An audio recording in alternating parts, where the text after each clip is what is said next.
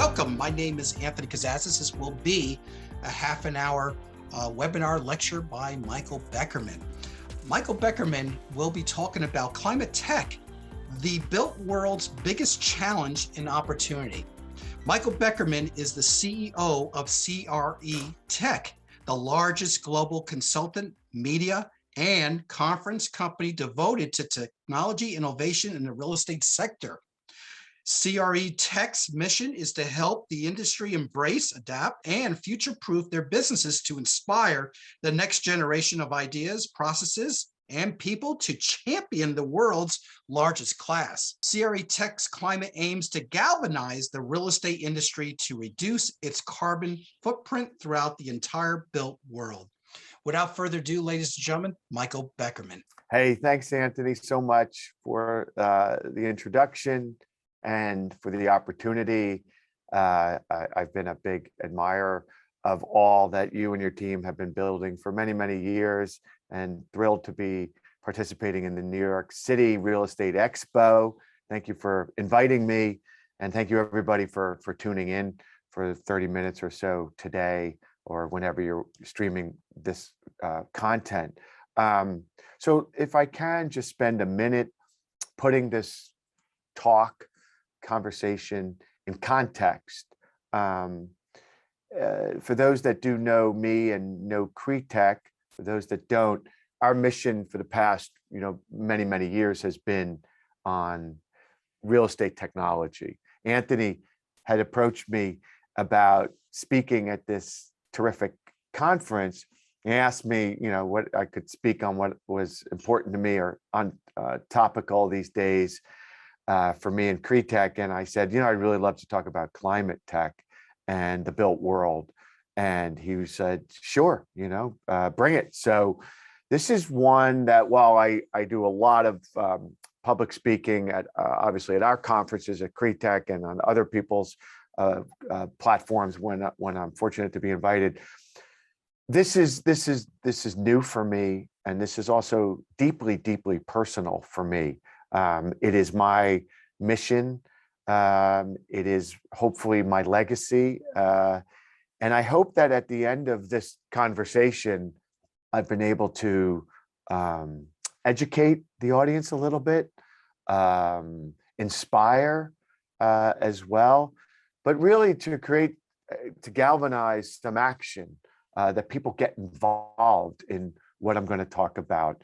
So I'm hoping to make the case for why climate is so important in the built world. And I'm going to do it in a way that hopefully tells an interesting story, that personalizes this, this narrative. So it's not something, I don't want to lecture, I don't want to preach, I don't want to judge. I really want to inspire, and I hope that I can really lay out the reasons why the built world and any individual real estate professional, a startup, somebody from venture, somebody in the corporate side, or really just anybody that's passionate about these issues as I am, that they get involved and they reach out to us, they get involved in our platform, and they get involved in this movement, because it is, as I said, for me, it's mission critical. I believe that climate tech is the single most important and mission as it relates to the built world, decarbonization. It is something that I believe, unless we act, there's going to be serious ramifications for the industry. But also, I think it's the greatest single financial investing opportunity as well in the history of tech. So this is not going to be about trying to convince you that climate change is real. It is. It's not going to try and talk to you about the science or what's happening with temperatures. And it's not going to get into a COP and make the moral argument. What I'm hopefully going to try and do is lay out the financial and the business case for investing and paying attention and getting involved in climate tech in the built world. So let me jump in. Let me start with introduce you to CREtech, my main job to date for the past, so I don't know, 5-6 years.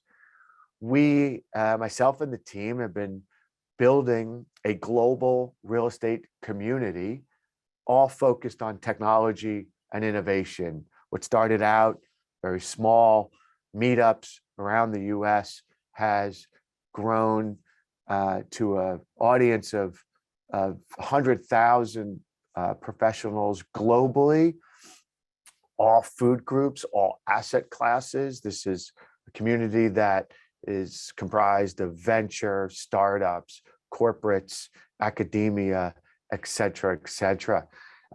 While we're thrilled at the progress and the growth of CREtech and being back into the physical in-person events with our most recent events in New York and London, which was a tremendous return to live in-person events. The real sort of narrative as it relates to real estate technology is that while there are 8,000 startups, while there's 20-30 billion dollars coming into real estate technology, while it's a global audience now, adoption has been slow for a lot of reasons. The real estate industry, commercial, my world, underinvest in R&D and technology historically. While it's the largest asset class in the world, it only invests about 1% in tech and innovation, while most other businesses are 3 to 5%. So progress has been slow on the adoption front for, as I said, a variety of reasons: lack of infrastructure on the behalf of real estate companies, the inability for a lot of the startups to be integrated and work alongside the solutions to create a single, easy portal for a lot of real estate companies. Why I talk about CREtech and put this in context is because what I'm going to talk about, which is that it's important to understand that real estate is a laggard in investing in technology. Let me tell you a little bit about myself. So this is really the personal part for me.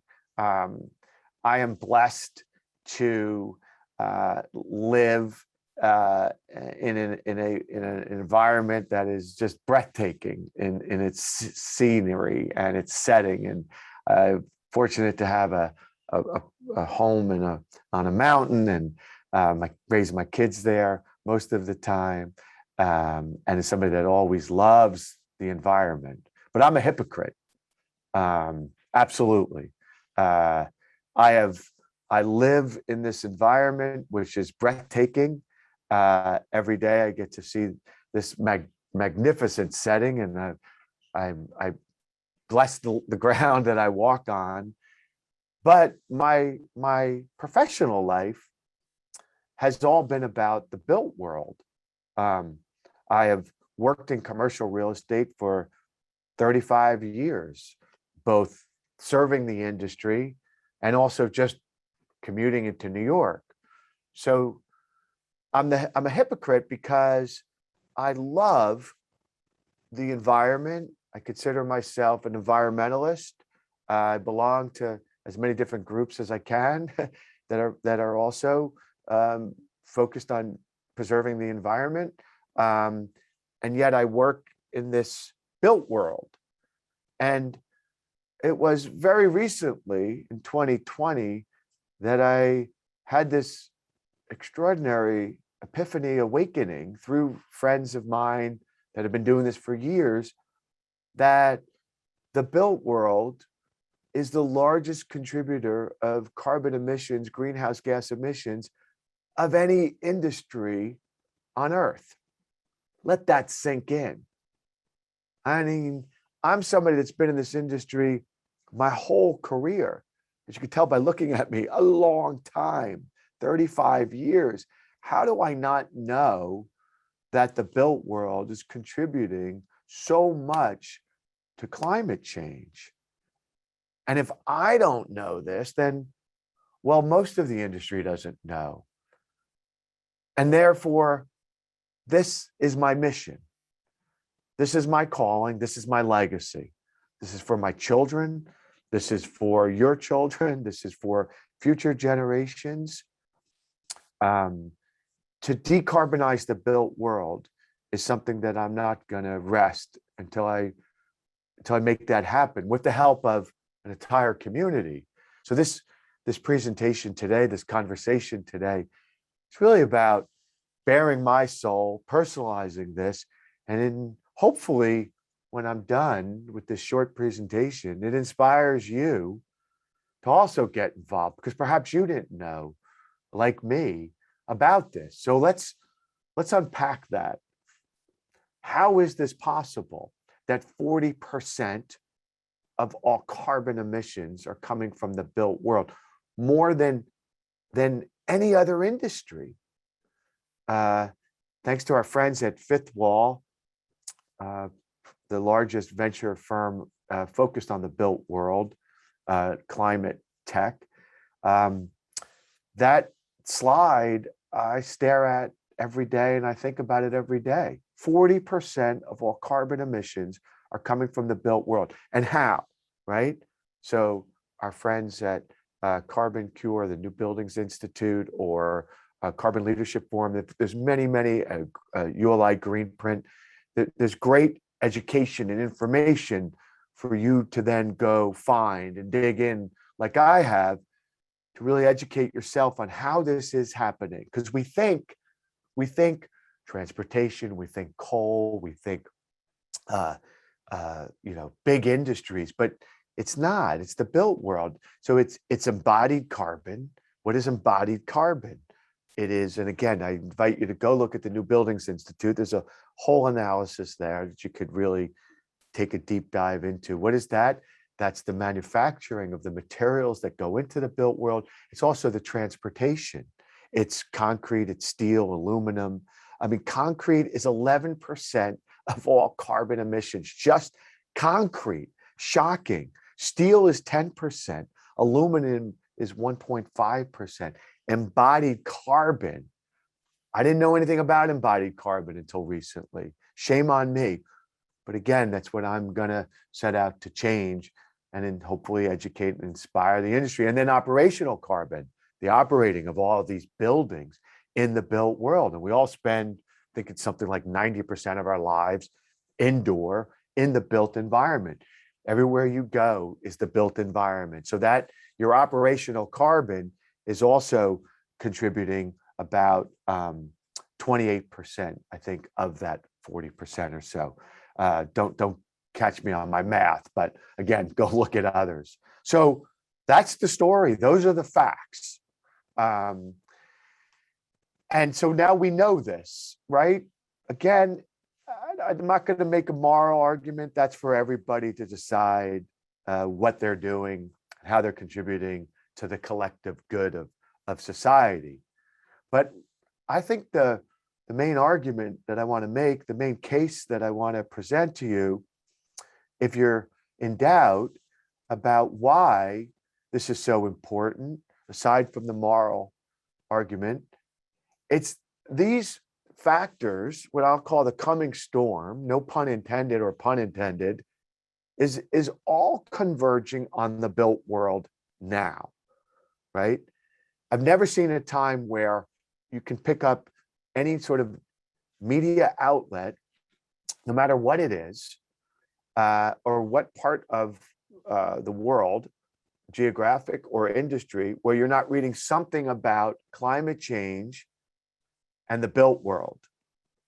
So this storm, this convergence on our industry, we're not going to escape it. That the attention's only going to accelerate. So this is what that storm looks like. A couple different influences are converging. The first is government. Now, I have my politics, you have yours, everybody's got their own. This is not at least in the US, a red-blue argument. This is about government is going to legislate action and penalties as it relates to the built world and climate. This is just a few of them that I pulled out. You look at something like Local Law 97 that requires every building over I believe it's 25,000 feet, to have to meet new emission targets very soon. And if not strict, severe penalties. Boston just did something very similar. DC has done it, Seattle, San Francisco, California. In fact, for those that might be listening overseas, in Europe, which to me, if you really want to find progress on climate tech in the built world, unfortunately for us here in the States, we've got a lot of catching up to do because it's absolutely happening in Europe with a greater sense of urgency than it is here in the States. In Europe, the UK just became the first G20 country to make climate disclosures mandatory for companies. That's only going to accelerate. So companies are going to have to report, real estate companies are going to have to meet these targets, or they're going to face severe fines. I don't believe the answer is in government. I just believe that we live in an era of such polarization and dysfunctionality in government. A lot of what you see in COP and a lot of other places, those are pledges. There's a huge, tiff that'll happen about language, and I get that it's important. I don't hold much faith that government is going to be the answer, but government's clearly got their sights on the built world, and they're going to legislate action. So if you don't think that if you're in a city like New York or Boston or San Francisco, Seattle, California, many others, that this is going to impact you, you're wrong. It is, and it's going to only accelerate. So government has its sights set on the built world. Again, yes, there is greenwashing that goes on every day. And listen, I come from the PR world. I get it. There's going to be a lot of greenwashing. Companies are going to use climate change as a way to build their brand, to tell their story, to help trump up their stock or what have you. I'm not talking about that. I'm talking about that there is a real movement and serious momentum on behalf of companies. Here's just a few that are saying, before we lease space, we want to know what your carbon footprint is, what your net zero plan is. We want to look at your sustainability report. This is only going to increase. Survey after survey is saying that this is table stakes for tenants. You're seeing this as a reaction, yes, for PR purposes, but it's also for their employees who it's table stakes. So, net zero pledges, real ones, not relying on just offsets, but real pledges that have real teeth and accountability and measurement. There's no going back in tenants. And I could supply you with stat after stat, survey after survey that says that tenants will increasingly prioritize climate, sustainability, ESG in the workplace. Also, the other factor is how many of them have been exposed to financial impact by climate change, for storm damage or fire damage.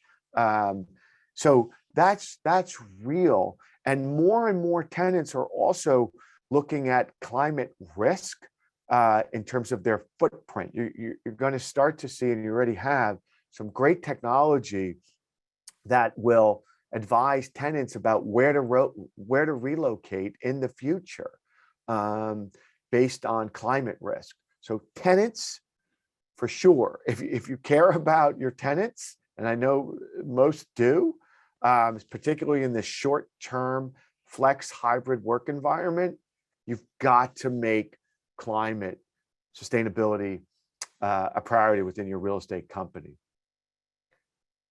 And consumers, particularly millennials, it's table stakes. They want to know where they work, where they invest, where they live, what that company, what that employer or that real estate company's commitment to climate looks like. And again, this is a demographic shift. I mean, my generation, no, it wasn't table stakes as I came up in my 20s, 30s, and 40s. It was an outlier issue.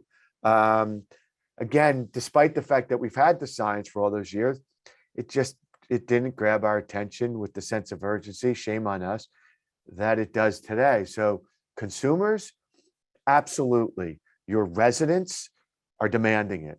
Now, the good news is that some real estate companies have heeded the call and are getting, very serious about investing in climate tech and sustainability and ESG. So there are many companies that have made public commitments and pledges that produce reports so that you could go find them online. You could go find Boston Properties sustainability report, or a great company like Hudson Pacific or Tishman Speyer, and many, many others that are producing reports that, have real teeth in it, that are saying, this is what we're doing. So if you're unsure about a playbook, well, there are others that have stepped in and leading the way.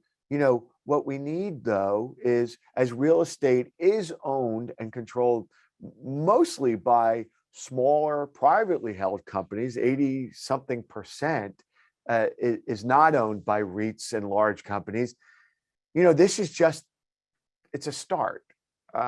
It's a good start, but it's not enough. So we need to galvanize the entire industry, but there is leadership there. I think the other thing that's really important to help make the case is that, as I said, if you don't want to pay attention to the moral argument, that's your prerogative. That's fine. We all have our priorities in life, and what's important to us. But healthy buildings, study after study from MIT, from JLL, from companies like Wired Score and Measurable, from Harvard, many, many, many, many great studies have done the hard work to show that healthy buildings command higher rent, command higher premiums on the exit. It's a fact that a healthy building, particularly going forward, that a green building will perform better over a brown building. So you can make the financial case that there is a huge ROI with clean buildings, with green buildings. And again, the demand's going to be there, but the ROI is absolutely there. There are great technology solutions on the marketplace. For those that might also listen to my podcast, I'm trying to cover a lot of these companies. A company like Carbon Cure, building sustainable concrete, or Icon 3D printed homes, great companies like Logical Buildings and Enertive and many others, and Aquacore, that are really creating energy efficiency platforms. There's companies like Zaubin who are doing green walls. I mean, or Dandelion on the heat pump, 75F as well, creating healthy environments to live and work in. There are, and this is not meant to be all inclusive, encompassing. There are great solutions there. When I interview landlords and I talk about, what is the big solution that's going to get us to net zero, they always remind me there are things that companies can do right now that are easily adoptable. You don't have to have a great sustainability department within your organization to adopt a lot of these tools. You could get started tomorrow to make an impact. So there's great technology there. So I'd encourage you to go look at a lot of these solutions that do exist, that are, again, they're able to implement right now, currently. But I'll make the other case, the other argument that if you're an entrepreneur and you're listening to me today, or you're thinking about this, if you're a startup, this is the greatest single venture opportunity in history. My friend Greg Smithies, who runs the Climate Tech Fund at Fifth Wall, he made the statement to me when I first started to go down this climate journey that I think he said, and I'm absolutely going to get this wrong, that to date, software, right, has been $1 trillion industry, right? Climate will be a 7 trillion every year. And we are so underinvesting in climate tech right now. The amount of money that will pour into this ecosystem is going to be staggering. So we're just getting started on the venture aspect of climate tech. You look at this from another way. The greatest investing opportunity will also result in the most amount of unicorns being created over the next decade or so. Larry Fink, who's been a great, real advocate and a leader in talking about, how important climate tech and sustainability is to BlackRock, and now virtually every other lender, asset manager, pension fund, ratings agency as well, had said recently, the next 1,000 unicorns that is created will come from climate. And let that sink in.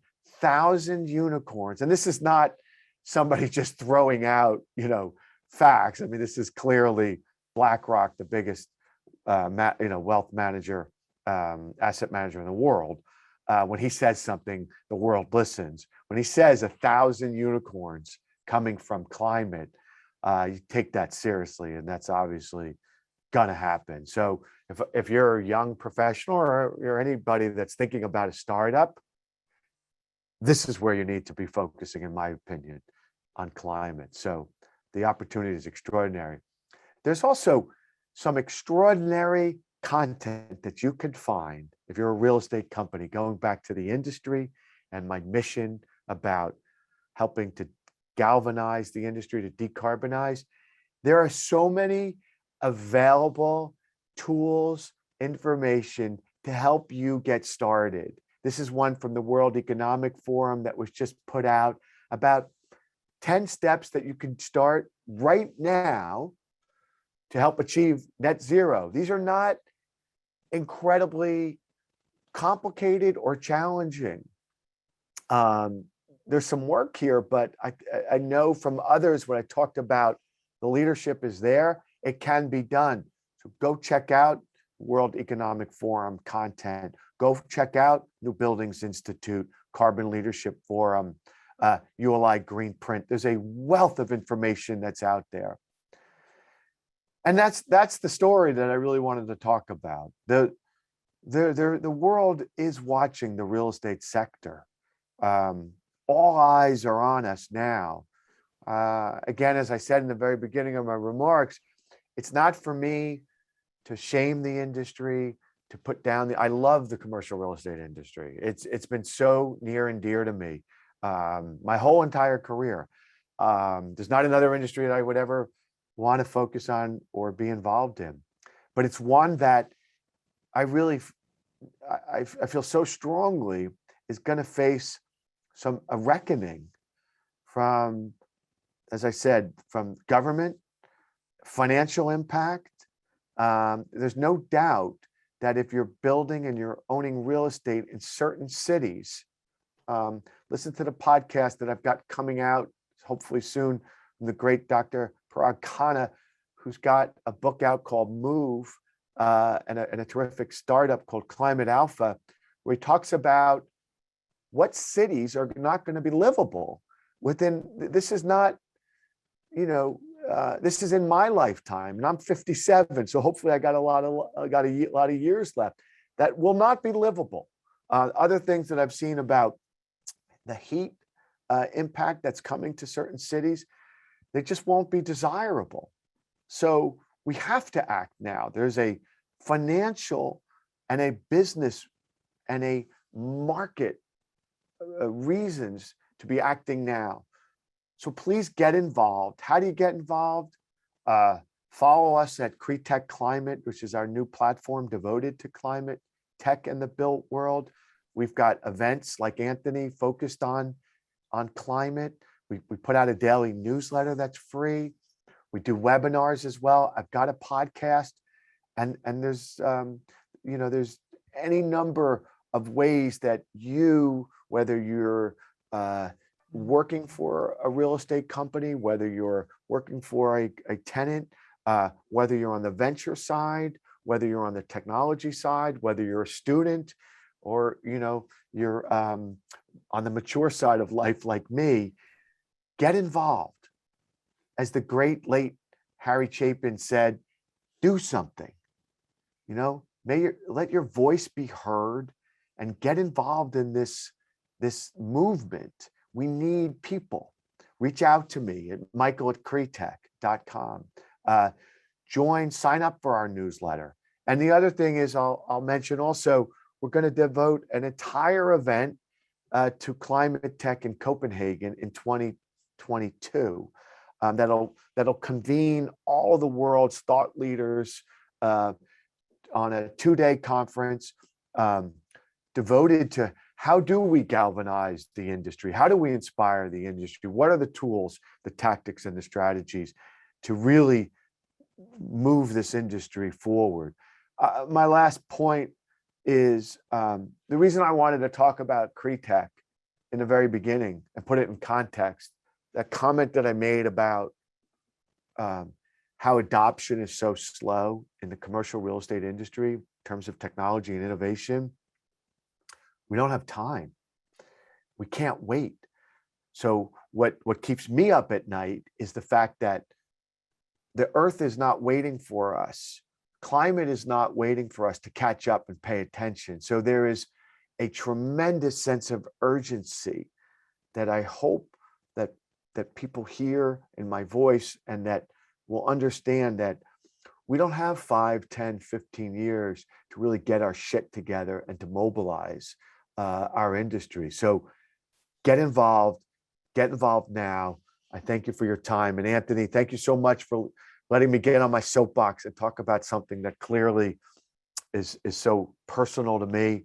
But I also, again, I'm making the business case for the built world to really galvanize and get serious about climate tech. For all the reasons that I outlined, I hope this has been helpful and informative. Oh, it was very nice, Mike. I was really enjoying it.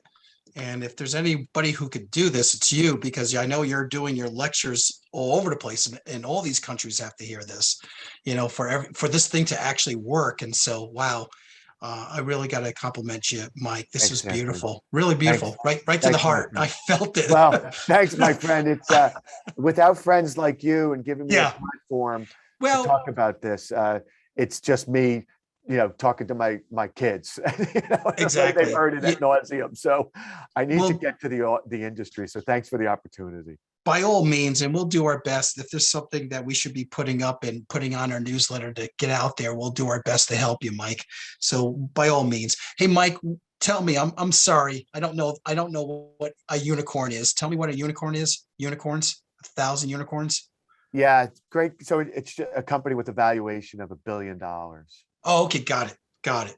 Great question. No problem. Interesting. Yeah, I was just wondering, what is a unicorn? I got to get that. Yeah, sorry. Anyway, Michael, really, it was an honor. Thanks, Anthony. I appreciate it very much, my friend. It was an honor to have you on. Great ambassador. Thank you, buddy. Yeah, and I appreciate that too. And Michael will be sending out, he will get all the data from us. He will be sending out a thank you letter to all of you. And if you have any questions and you want to reach out to Michael and ask him about CREtech Climate, please do so. And he will also submit his completed video for you guys to share and watch it again and share it with others. Thank you, Michael. Thanks, Anthony. Thanks, everybody. This concludes. Bye-bye, everybody.